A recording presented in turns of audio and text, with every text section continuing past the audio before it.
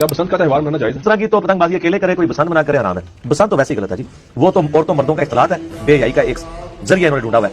आप समझ लें पाकिस्तान इंडिया बांग्लादेश का वैलेंटाइन डे है वो एक किस्म का बना हुआ।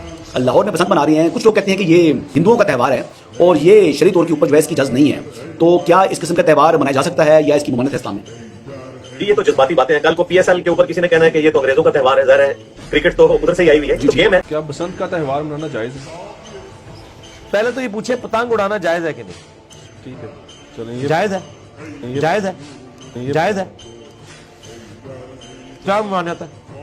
आप पे शौक है आप उड़ाएं, कोई हर्ज नहीं है। हाँ, ऐसा काम ना करें जिससे लोगों को नुकसान हो। मैं बचपन में बड़े शौक से उड़ाता रहा उस वक्त, इस तरह की ये वाली वो दूसरी वाली डोर होती थी, बंदा क्या उसे चिड़िया भी नहीं मरती, वो खुद ही डोर टूट जाती थी। ये आजकल की जो डोर आई है मछली वाली डोरी, नाइलॉन टॉप टाइप की, ये बड़ी खतरनाक है, इससे तो डेथ होती है। इस तरह की तो पतंगबाजी अकेले करे कोई बसंत मना करे हराम है। बसंत तो वैसे ही गलत है जी, वो तो औरतों मर्दों का इख्तलात है, बेहयाई का एक जरिया इन्होंने ढूंढा हुआ है। आप समझ लें पाकिस्तान इंडिया बांग्लादेश का वैलेंटाइन डे है वो एक किस्म का बना हुआ।